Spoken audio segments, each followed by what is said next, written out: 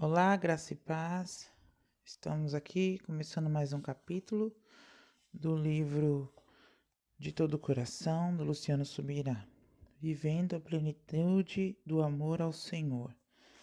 Graças a Deus, estamos começando aqui o capítulo 4.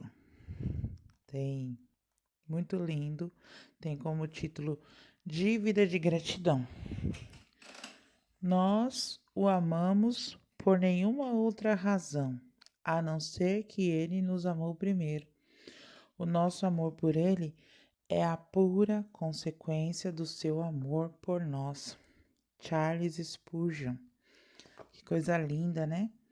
E é por isso que nós amamos o Senhor. Vamos orar? Deus eterno, Pai de imensa bondade, justiça, amor, nós estamos aqui para nos entregar ao Senhor e te pedir que o Senhor toque os nossos corações. Vamos falar sobre essa dívida de gratidão, ó Pai, e que possa ser constrangido o nosso coração e de todos aqueles que estarão aqui conosco, ouvindo, compartilhando esse áudio. Que o Senhor nos abençoe e direcione em nome de Jesus. Amém. Em 1993, vivi uma experiência marcante em Itajaí, Santa Catarina, após ministrar em um encontro de igrejas. Fui à praia com alguns irmãos. Estava no mar, em uma região rasa, quando ouvi alguém gritando por ajuda. O pedido de socorro vinha de um lugar mais profundo, de onde nosso grupo acabara de sair por conselho de um dos irmãos, que era morador local. Ele alertara que, com a maré do jeito que estava, poderíamos enfrentar dificuldade para deixar aquele ponto. A praia estava sinalizando com bandeiras vermelhas indicando risco de ressaca. Prontamente nadei em direção ao rapaz em apuros, para ajudá-lo a sair da água, enquanto os outros irmãos foram chamar o salva-vidas. Com muito esforço, consegui trazê-lo até metade do caminho. Foi suficiente para que os bombeiros chegassem para retirar tanto o rapaz como também a mim.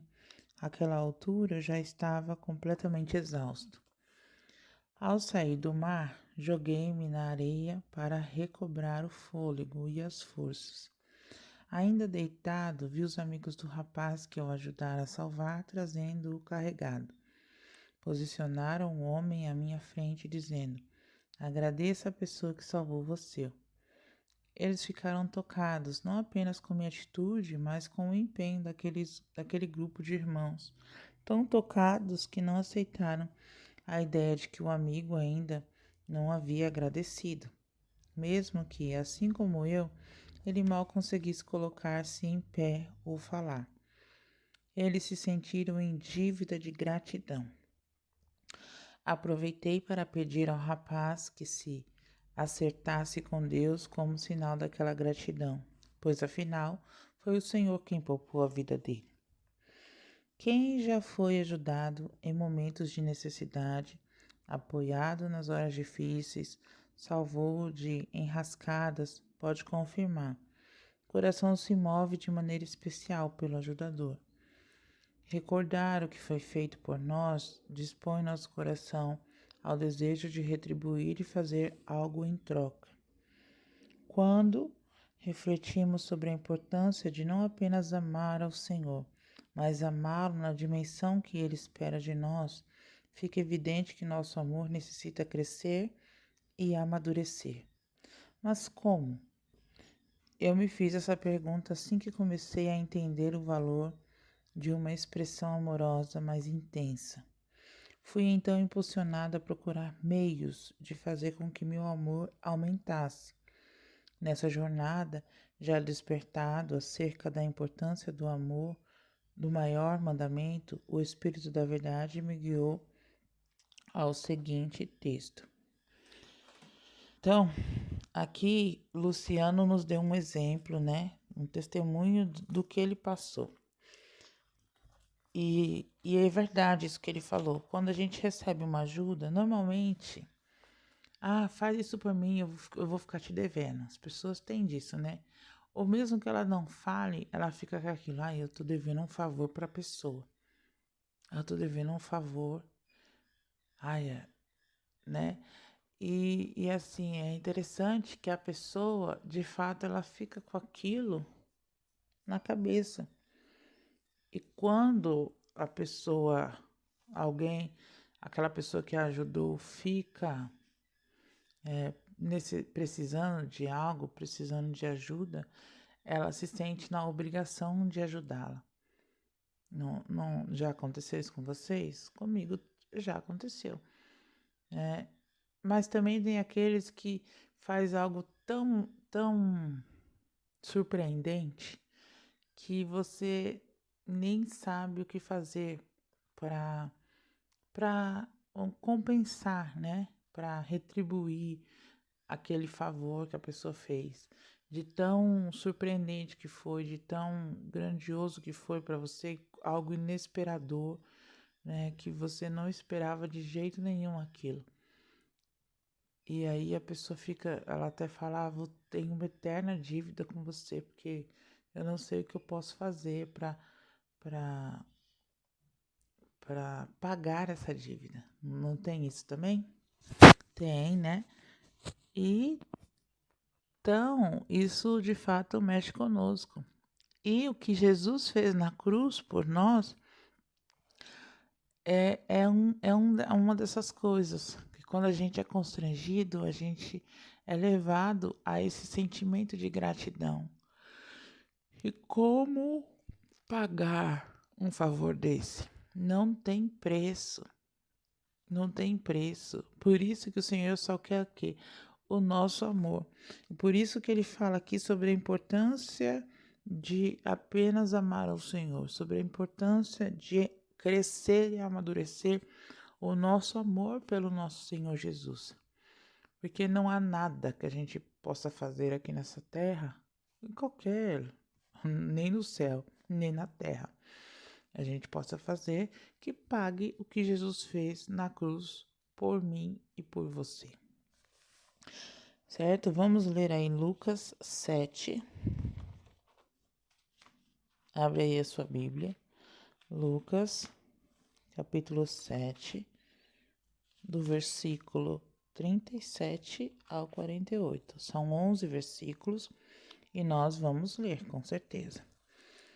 Lucas 7, do 37 ao 48.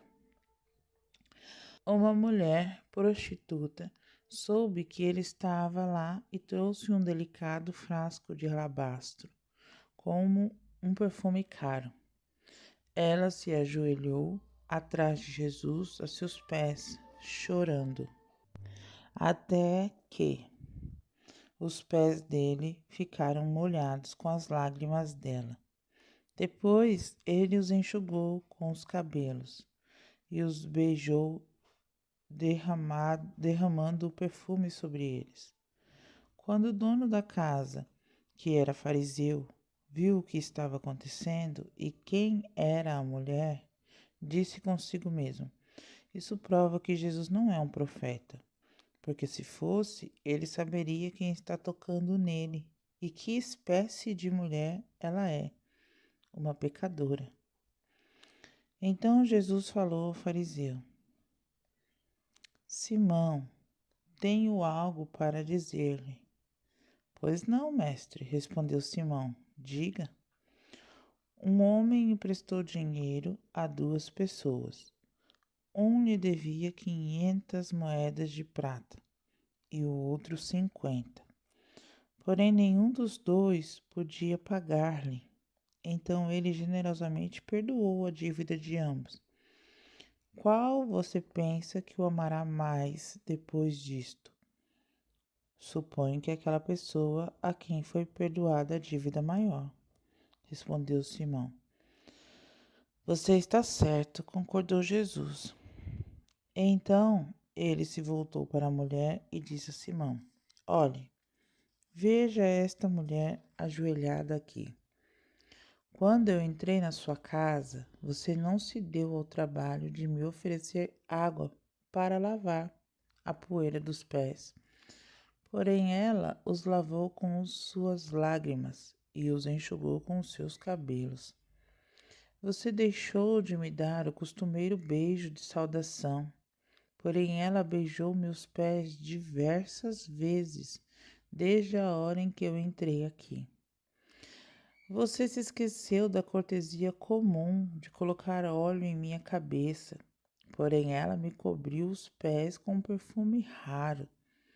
Portanto, os pecados dela, que são muitos, foram perdoados, pois ela me amou muito. Mas aquele a quem pouco foi perdoado, pouco ama. Ele disse à mulher: os seus pecados estão perdoados. Aleluia.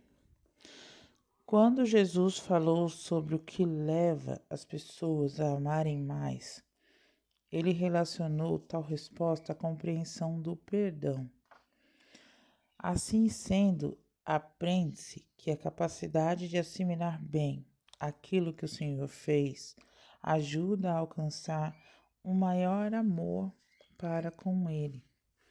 Por outro lado, uma percepção limitada prende a uma dimensão igualmente limitada de amor e gratidão. O texto não apenas refere-se à dívida de gratidão, mas a ela como um poderoso princípio a ser seguido por conselho próprio de Cristo.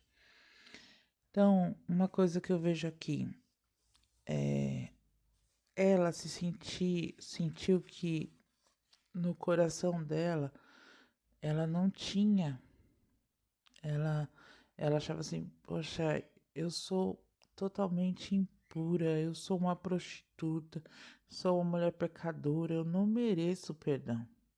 Na mente dela, ela não merecia aquilo. Ela sabia que não merecia aquilo, porque ela, ela estava ali vivendo totalmente em pecado. E aí vem um camarada que faz o quê? Faz algo grandioso por ela. A liberta, a perdoa. Ela, logicamente, que ela vai o quê? Que ela vai fazer tudo isso que ela fez.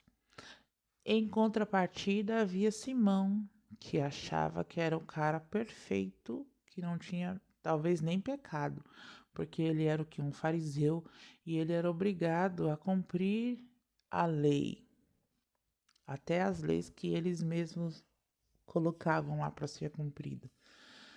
Então, e ele achava que ele, como ele cumpria, fazia de tudo para cumprir, ela não fazia de tudo para cumprir, porque ela era uma prostituta, ela mesma já se denominava uma pecadora, assim que ela quis, né, teve essa, não sei se posso dizer escolha, acredito que sim, prostituta, ela escolheu fazer aquilo, mas Simão já quis fazer o que é certo, então como eu faço o que é certo, aqui entra aquela coisa, a gente está falando deles lá, mas isso a gente pode trazer para nós hoje. Uma pessoa que acha que, vamos supor, eu vou à igreja todo domingo, eu não falo palavrão, eu não bebo, eu não fumo, eu dou meu dízimo, né? Tem aquela vida regradinha, certinha. Então, eu já faço o suficiente para Deus. Em contrapartida, tem aquela pessoa que tá lá no mundão, que tá cheio de pecados, né? Uma pessoa que escolheu estar ali, sim, escolheu, muitas das vezes, outras não, mas muitas das vezes escolheu. E aí, de repente, ela tem um encontro com Jesus. Como que ela vai se sentir? Acredito que da mesma forma que essa prostituta se sentiu, que não merece nada do que Jesus fez. É assim que acontece conosco quando a gente faz algo tremendo, a gente peca e a gente sente que não é merecedora, não é merecedor de nada disso. E de fato nós não somos. O que nós merecíamos era de fato o inferno. Até aquelas pessoas que são certinhas, que pensam que não tem pecado, isso é uma grande enganação. Porque nós todos pecaram. A palavra de Deus diz isso lá em Romanos 3:23. Todos pecaram e separados estão da glória de Deus. Então não adianta eu me achar toda certinha que eu pequei contra o Senhor. E o Senhor derramou a graça, não foi pelo meu merecimento, mas foi pelo amor que Ele tem pela minha vida. Foi pelo amor que Ele tem pela sua vida. Se não fosse a graça, nós nem aqui estaríamos. Certo? O contraste que Jesus vê. A história contém dois personagens bem distintos. De um lado, representando dedicação à religião, um fariseu, membro da mais rígida casta religiosa dos judeus. Do outro lado, uma mulher denominada pecadora, provavelmente uma prostituta, expressão de alguém distante de Deus, pelo menos aos olhos humanos, né? Os contrastes não param aí. Simão era dono da casa, o anfitrião da festa e tinha todo o direito de estar ali. A mulher, no entanto, causou indignação aos presentes pelo que era, mas também certamente por ter aparecido sem ser convidada. Não era costume uma prostituta integrar a lista de convidados de um religioso. Simão agiu de forma mais polida e discreta possível, mas a postura daquela mulher pecadora foi um escândalo. Aos olhos da maioria, a grande diferença entre os dois era o evidente pecado, né? Que aos olhos do povo, Simão era o certão e a mulher era a toda errada, né? Apesar de não se poder dizer que a plateia enxergava bem, de verdade. Em síntese, as diferenças eram definidas pelas aparências. Bateu o olho e vi. Para Jesus também havia contrastes, mas sua ótica invertia os papéis de heróis e vilão. Cristo disse que esperava ter recebido um ósculo da parte do anfitrião. O óculos é um beijo.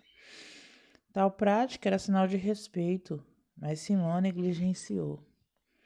Não sabemos por que razão, mas ele não fez aquilo que Jesus esperava, né? Tanto que ele fala sobre lavar os pés, que lá era uma prática normal. As pessoas andavam muito e quando chegavam nas casas das pessoas, a primeira coisa que elas faziam era oferecer um balde com água para que a pessoa limpasse seus pés e se sentisse confortável. Simão não fez. Né? Depois a pessoa vinha e cumprimentava a outra, que nem quando a gente chega na casa de alguém, o que as pessoas fazem normalmente? Elas vêm nos cumprimentar, né? Aqui nós não lavamos os pés, porque também não é do nosso costume. Mas a gente pega, a gente abraça, a gente beija, né? A gente cumprimenta, a gente faz essas coisas. Então, ele não fez isso com o Senhor. Ele não veio cumprimentar o Senhor. Ele não deu, lá, o costume é eles beijarem. Aqui também a gente se beija. Então, e não foi feito isso.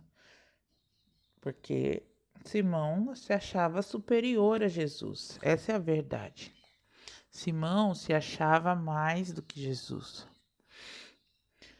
Em compensação, a mulher, né, não parava de beijar os pés.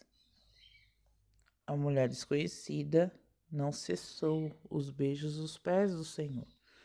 Simão não lavou os pés de Jesus, nem mandou que os seus servos os lavassem, que era normal. Tinha as pessoas, né, pessoas de posses que eram ricas, elas tinham pessoas próprias para fazer isso. Mas a pecadora os regou com lágrimas e fez seus cabelos uma toalha. Simão não ungiu Jesus com óleo. mas a mulher usou perfume caríssimo para executar tal tarefa.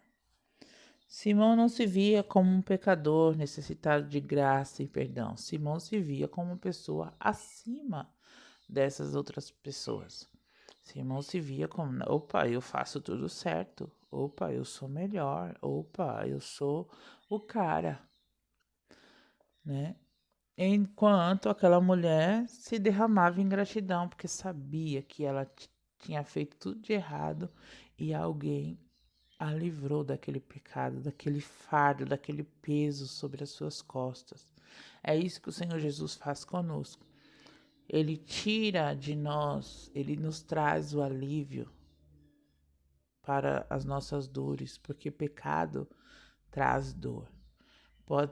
Pecado pode ser o quê? A princípio é favorável, a princípio é gostoso, a princípio é prazeroso, mas depois o fardo que ele deixa, as dores que fica, é muito mais do que isso. É muito mais. As dores machucam a nossa alma e fica pesado, fica difícil. Quantos não chegam ao ponto de se matar, de se suicidar, porque tá sentindo muita dor na sua alma e acha que tirando a sua própria vida vai ter alívio.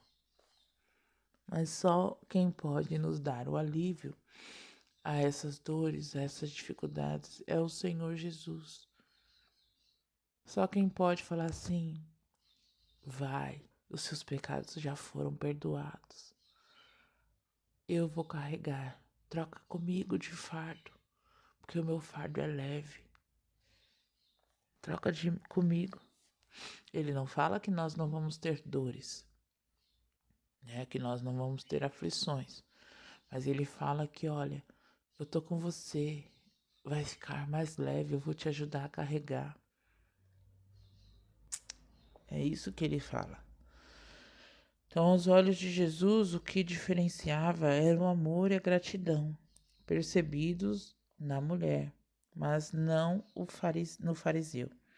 Esse contraste, visto por Jesus, não baseado em aparência, afrontava a diferença feita pelos homens, tanto que as acusações contra aquela mulher foram completamente removidas pelo perdão de Deus, enquanto os religiosos recebeu uma grave exortação. Que coisa, né? É mais ou menos isso. Consciência da dimensão. Então, vamos ver o que o Luciano fala. Como pastor, sigo a ética convencional de evitar ser fiador, pois a reputação do ministério pode ser facilmente destruída se um mau administrador usar meu nome indevidamente, sem que eu não possa fazer a respeito, sem que eu nada possa fazer a respeito. Recordo-me, no entanto, de uma vez em que avalizei um amigo e discípulo muito querido. O valor era muito alto para a minha condição financeira. Se ele tivesse problemas com o pagamento da dívida, eu poderia até perder minha casa.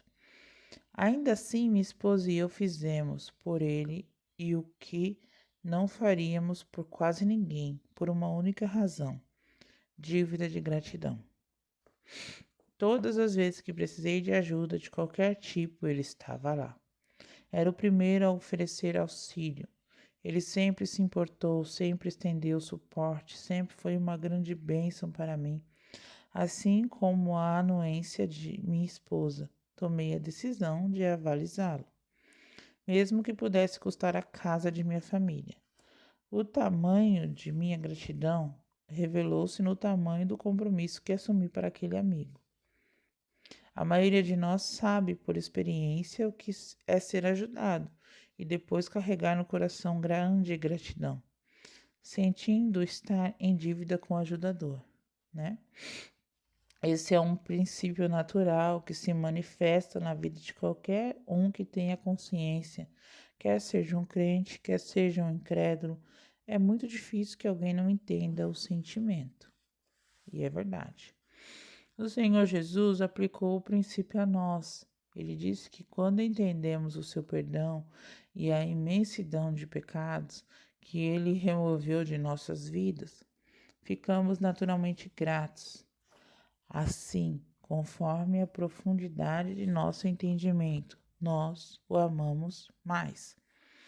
Cristo falou sobre 2 deveres, com dívidas distintas que foram perdoados.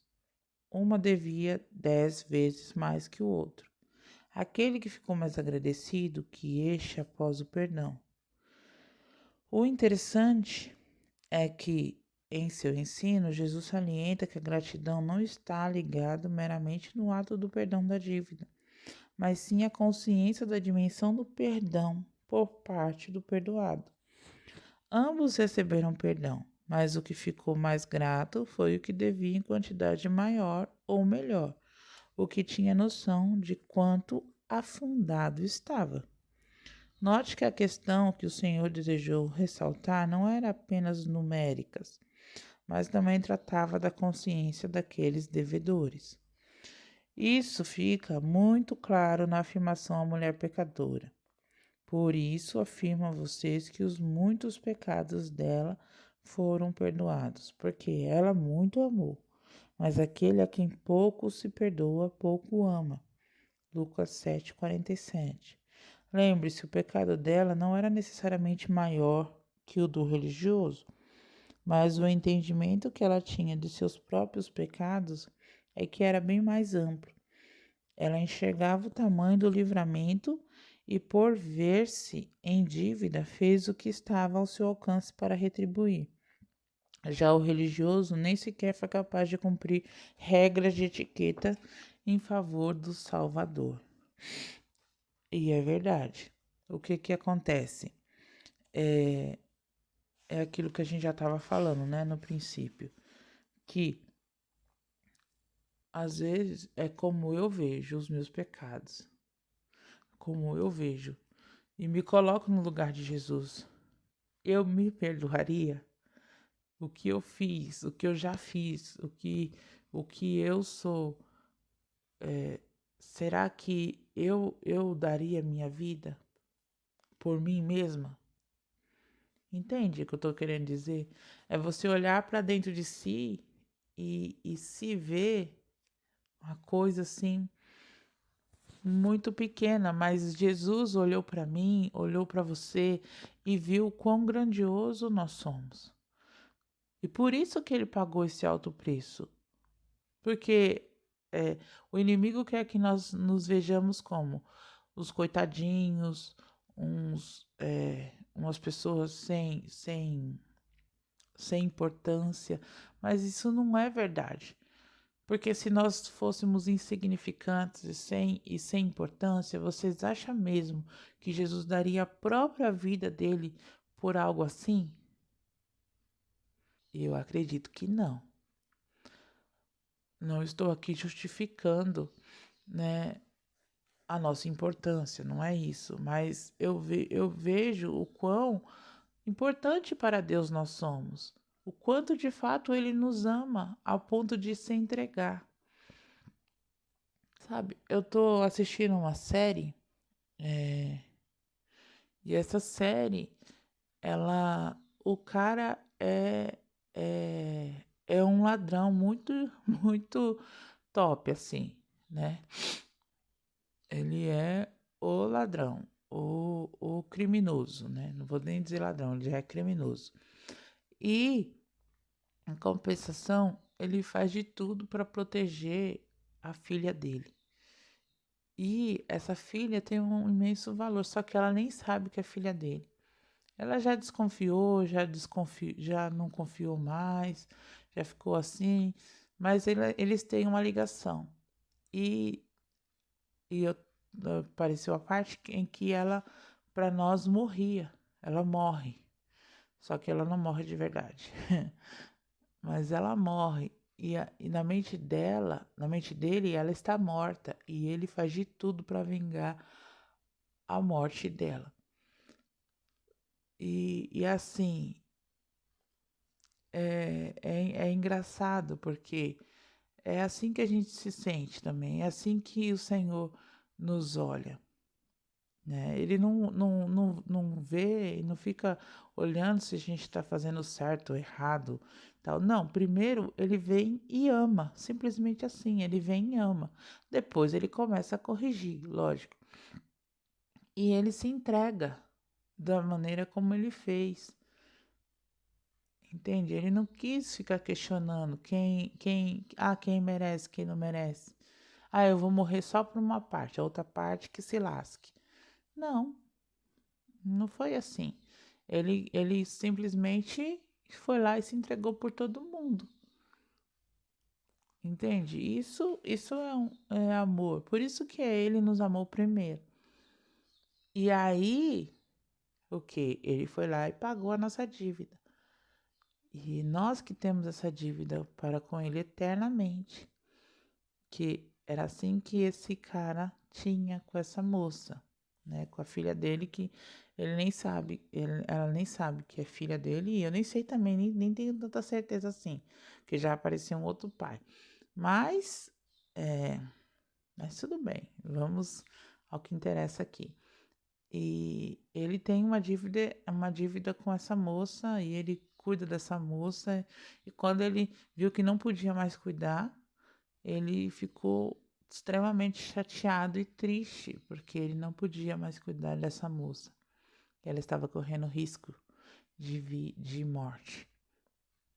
Então, foi aí que eles resolveram forjar ela, a morte e não contou para ele.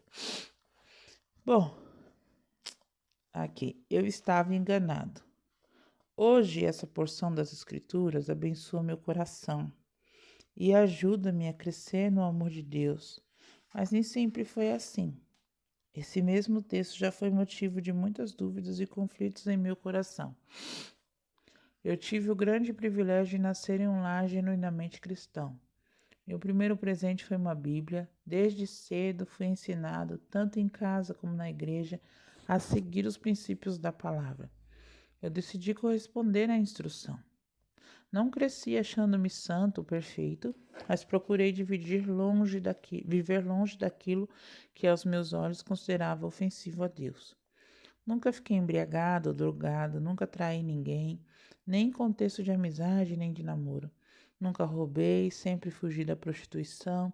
Eu me considerava alguém separado para Deus, até por ter consciência do chamado ministerial que recebera ainda garoto. Contudo, cada vez que eu lia essa passagem bíblica, entrava em conflito interior. Eu era incomodado pela ideia de que jamais poderia entender o amor e o perdão de Deus sem que pecasse muito. Eu me flagrava pensando que nunca amaria o Senhor como aqueles ex-malucos que vi serem transformados. De fato, tinha visto muitos saírem de drogas, alcoolismo, prostituição, envolvimento com demônios e tantos outros abismos que degradam o ser humano e que o mantêm em trevas espirituais distantes do Criador. Estes, como o próprio Jesus disse, normalmente carregam uma entranhada consciência do perdão de Deus e assim caminham como quem possui uma dívida de gratidão ao perdoador. Eu me via a pensar que, semelhantemente a Simão, o fariseu, que foi criado segundo a verdade da palavra de Deus e seguia por toda a vida, eu nunca chegaria a valorizar devidamente a obra de Cristo. Algo parecia sugerir-me repetidas vezes que, se eu quisesse conhecer o verdadeiro amor a Deus, era necessário desviar-me do santo caminho e pecar muito. Obviamente, atribuo esses pensamentos não só à minha própria criatividade imatura, como também a uma ação do diabo. E é ele quem deseja fazer-nos duvidar do Criador e, em consequência, quebrar seus mandamentos. É evidente que, com tais pensamentos duvidosos, Satanás não tentava ajudar-me a amar a Deus mais profundamente. Eu sabia que ele queria desviar-me do Senhor e eu nunca lhe dei ouvidos. Não conseguia, entretanto, chegar a um entendimento pleno acerca desse ensino de Jesus. Ano após ano, O questionamento continuava entalado dentro de mim. Equivocado, passei a considerar que aquilo que antes parecia um privilégio, andar nos caminhos do Senhor, poderia ser um impedimento. Mais tarde descobri que o dilema não era somente meu. Até hoje, quando ensino sobre esse assunto, muitos crentes que nasceram e cresceram no Evangelho confidenciam que enfrentam o mesmo questionamento. Satanás tenta promover engano por meio da distorção de princípios bíblicos. Isso é perceptível na tentação de Eva. Paulo adverte que, da mesma maneira que o maligno assediou a primeira mulher, ele também tentará fazer conosco. Está lá em 2 Coríntios 11, 3. E como o tentador agiu? Questionando e distorcendo a justiça do mandamento divino. O mesmo se deu com Jesus no deserto, quando o diabo procurou deturpar a aplicação do Salmo 91, no que dizia respeito à proteção dos anjos. É assim que ele trabalha. Eu enfrentei uma verdadeira batalha contra setas de engano. Como assim quem muito é perdoado, muito ama? Eu cria que a palavra de Deus era perfeita e nunca errara. Sabia também que não deveria desviar-me nem por aquelas dúvidas, nem por nada. Mesmo assim, com o tempo comecei a achar o princípio um pouco injusto. Na limitação de meu entendimento, pensei estar sendo impedido de amar profundamente o Senhor. Acreditei que ele havia privilegiado rebeldes e desobedientes em vez de abençoar aos que procuram honrá-lo por meio da obediência. Estava terrivelmente enganado. Um dia, finalmente, Deus me respondeu. Ele removeu o engano que oprimia meu coração e abriu meus olhos para entender de forma abrangente o que passo a compartilhar. Ele compartilha conosco aqui no livro. Uma coisa que eu vejo é o seguinte, que muitos, né, quando vai lá na frente da igreja e começa a contar o testemunho. Eu era um ex-drogado, eu fazia assim, eu fazia assado, e hoje eu não faço mais. Uhul! Glória a Deus e tal. Você nunca ouve um testemunho? Olha, eu nasci num lar cristão, eu eu vim de ensinamentos cristãos, tal, e eu aprendi muito da palavra, então meu amor por Deus é muito grande, eu amo meu Senhor. Ah, legal. Mas não tem o mesmo impacto de uma pessoa que estava no mundo e hoje está na igreja. Não, não tem. Por quê? Porque as pessoas acham que, como o Luciano mesmo falou aqui, que aqueles que foram rebeldes, aqueles que passaram, eles têm mais pecados. E isso não é verdade. Porque para Deus não é, ela foi prostituta. Nossa. Ele adulterou. Nossa. Ah, deu falso testemunho, ele fez, falou mal do próprio irmão e tal, né? Isso, fez uma fofoquinha. Vixe, aquela pessoa falava tanto palavrão e hoje não. Falava só uns palavrãozinhos. Tá. Sabe, nós medimos os pecados. Nossa, ele era viciado em droga, cocaína, em maconha e não sei mais o que. Nossa! Ele fumava cigarro. Só fumava um cigarrinho. Beleza. Sabe assim? A gente mede os pecados. Deus, Jesus, não. Ele era um assassino. Ele era um assassino desse stop aí. Nossa! Esse foi só um ladrãozinho. Roubava umas galinhas. Então a gente tem essa de medir os pecados uau, aquele pecado é o pecado, né? Então, foi assim que Simão olhou para aquela mulher e falava, ela é totalmente pecadora. Nossa, ela dormiu com não sei quantos homens, ficou com não sei quantos, não sei o quê. Eu não. Eu nasci num lar cristão e eu não só dormi com meu marido. Tá? Mas em compensação você tem a língua enorme, fala mal de todo mundo. E daí? Entende? O que eu tô querendo dizer é que a graça é para todo tipo de pecado. Para Deus não tem, ela pecou mais do que ele. Não. Para Deus todos pecaram. Todos pecaram. Não tem quantidade de pecado. Já pensou? O Senhor Jesus olha e fala assim: eu vou perdoar esse, aquele e aquele pecado. Esses outros eu não vou perdoar. Só vou perdoar quem mata, quem rouba e quem adultera, né? Os outros pecados eu não vou perdoar, não. Vai ter que... Não existe isso. Não existe isso. E é isso que essa passagem está querendo dizer. Que não importa o que você faça. Para você, você que vai ter dentro do seu coração quem é você. O que você fez de errado e o que o Senhor foi lá e passou o sangue dele e falou assim, olha, você já está justificada, perdoada, liberta, você é uma nova criatura, você é minha filha, meu filho agora, sabe? Você é santo, porque ele foi lá e passou o sangue dele em nós. E aí, eu aceito isso? Ou eu falo assim, não, eu sou tão normalzinha. Não, tá tudo bem, eu não preciso amar muito, porque falei umas mentirinhas ali, bati em alguém aqui, tá tudo certo. Não, não existe isso pro Senhor.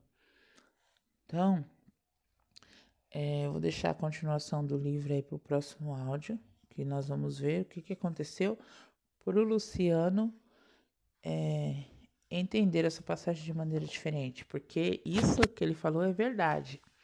Igual, eu não nasci num lar cristão, mas eu comecei a frequentar a igreja muito novinha. Então, aí a gente acaba se acostumando. E aí a gente acaba achando que, de fato, as pessoas que vieram de fora e trouxeram. E aí a gente acha que não, a gente tem que ir lá fora, dar uma andadinha lá fora para depois voltar para dentro da igreja. Mas não, esse é um pensamento maligno. Esse é o pensamento do diabo, como ele falou aqui mesmo, querendo nos levar para nos sujar no meio da lama. Fazer igual o filho pródigo. Não há necessidade disso. Tanto que lá no filho pródigo, aquele que estava dentro da igreja, né?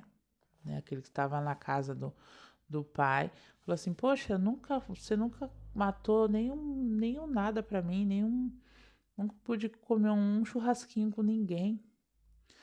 Aí ele fala o que? O Senhor, o pai, né? Que representa o Senhor. É só você pedir, você nunca pediu. Você nunca pediu para fazer uma festa, você nunca, porque tudo o que é meu é seu. É isso que ele responde. Mas ele voltou, o seu irmão voltou. Você sabe o que é isso? Então, nós precisamos o quê? Aprender a usufruir da graça de Deus, a tomar posse dessa graça que foi nos dada, foi nos concedida. Tomarmos posse dessa graça e termos esse coração agradecido. Quanto mais grato nós somos, mais nós amamos e mais nós queremos fazer algo para, não vou dizer pagar, porque é uma dívida impagável, mas para agradar o coração do Pai. Amém? Então vamos orar. Pai eterno, Deus maravilhoso, eu quero te agradecer, a Deus, por essa graça que foi dispensada sobre nós. Por essa graça, ó Deus, que nós precisamos tomar posse. E eu te peço, ó Deus, porque aquelas pessoas que ainda não tomaram posse dessa graça, que ainda não se decidiram ao lado de Cristo Jesus, possam ter essa decisão certa no coração, de que deseja servir, adorar, bendizer o nome do Senhor Jesus, que é o nosso único e eterno Salvador. Que em nome de Jesus, ó Deus, esse áudio chegue aos corações e transforme vidas. Que seja algo maravilhoso que possamos, ó Deus, levar conosco. Em nome de Jesus, nós queremos, ó Deus, nos entregar a Ti com os corações gratos. Sabemos, ó Deus, o quanto o Senhor nos ama e o quanto o Senhor não nos questionou nada. O Senhor foi lá e se entregou por nós. O Senhor simplesmente se deu. E se deu e aceitou-nos da forma como nós somos. Mas o Senhor não quer que nós fiquemos dessa forma. O Senhor quer que nós tenhamos um coração grato e deixamos o Senhor terminar a boa obra. Que a obra que começou, o Senhor começou uma obra muito linda. E nós precisamos deixar o Senhor concretizar essa obra em nós. Obrigada, Espírito Santo, porque é o Senhor quem finaliza essa obra até que Ele venha. E é um processo. E eu já quero agradecer, porque o Senhor não nos deixa confundidos. O Senhor não nos deixa intimidados. Pelo contrário, o Senhor olha para dentro de nós e nos molda, e nos ama, e nos faz crescer e amadurecer. Em nome de Jesus que eu faço essa oração, já agradecendo por todas as pessoas que vão ouvir, por todas as pessoas que vão se entregar a Ti, que elas possam deixar, se deixar ser constrangidas e que elas possam olhar para dentro de si e, e querer se entregar ao Senhor. Em nome de Jesus, amém.